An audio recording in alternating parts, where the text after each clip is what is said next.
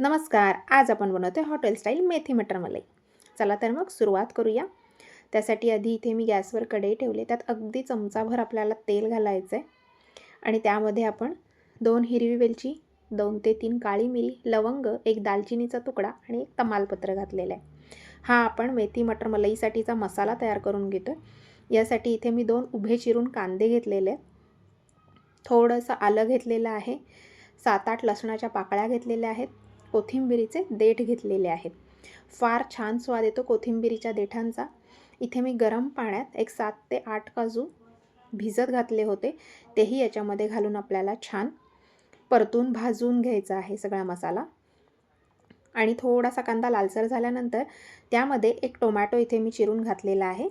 तोही आपल्याला थोड्या वेळासाठी छान परतून घ्यायचा आहे. आणि झाकण ठेवून थोडा वेळ हे सगळं आपल्याला शिजवून घ्यायचं आहे.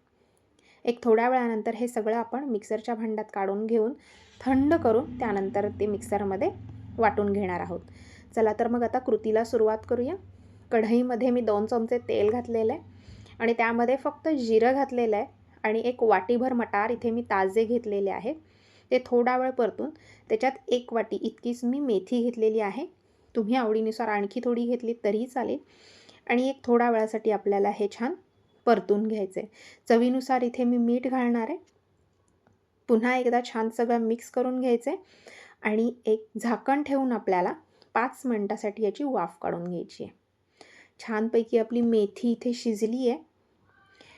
मटार पण बऱ्यापैकी शिजलेत. बघूया शिजलेत का?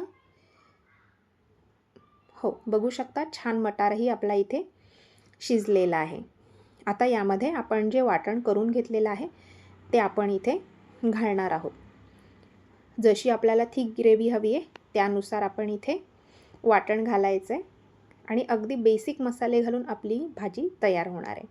त्यासाठी इथे मी घातले हळद, धणे जिरे पावडर आणि थोडंसं लाल तिखट इथे आपल्याला घालायचं आहे. जेवढे तुम्ही कमी मसाले वापरता ना, भाजीची चव नैसर्गिक येते, तिला छान चव येते. अति मसाले वापरलेत किंवा अति तेल तुपाचा वापर करून कधी ओरिजिनल जी भाजीची चव असते ती निघून जाते. त्यामुळे अगदी थोडक्या मसाल्यात केव्हा भाजी करून बघा, फार सुंदर लागते. इथे मी थोडंसं गरजेनुसार पाणी घातलेलं आहे आणि पुन्हा एकदा सगळं मिक्स करून घेतलेलं आहे. वरून मी थोडीशी घातलेली आहे यामध्ये कसुरी मेथी. पुन्हा एकदा थोडंसं चवीनुसार मीठ घातलेलं आहे, कारण सुरुवातीला अगदी थोडं मीठ मी फक्त मेथी आणि मटार शिजण्यापुरतं घातलं होतं. आणि पुन्हा एकदा थोडंसं पाणी घेऊन भाजीची कन्सिस्टन्सी आपल्याला जशी हवी आहे तशी ॲडजस्ट करून घ्यायची आपण. आणि एक झाकण ठेवून 5 ते 7 मिनटासाठी भाजी छान शिजवून घ्यायची आपल्याला. छान तेल सुटलं आहे सगळं त्यामध्ये. आता यामध्ये सगळ्यात शेवटी घरची ताजी साय दुधावरची मी ह्याच्यात ॲड केलेली आहे. तुमच्याकडे नसेल अवेलेबल, विकतची तुम्ही घातलेत क्रीम तरी चालेल, फ्रेश क्रीम. पण जर ताजी घरातली साय असेल तर मात्र चव याची अप्रतिम येते.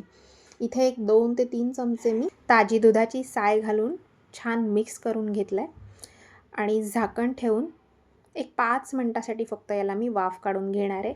छान भाजीला आपल्या तेल सुटलं आहे सगळीकडून. छान सगळे मसाले मिक्स झालेत. साय वगैरे आपण जे ॲड केलं होतं ते सगळं छान मुरलं आहे त्याच्यामध्ये. भाजी रेडी झाली आहे. आपण आता ती काढून घेऊया. गरमागरम छान भाजी रेडी आहे. गरमागरम चपाती, फुलका, नान कशाही सोबत अतिशय अप्रतिम लागते. झटपट होणारी रेसिपी आहे. नक्की करून बघा.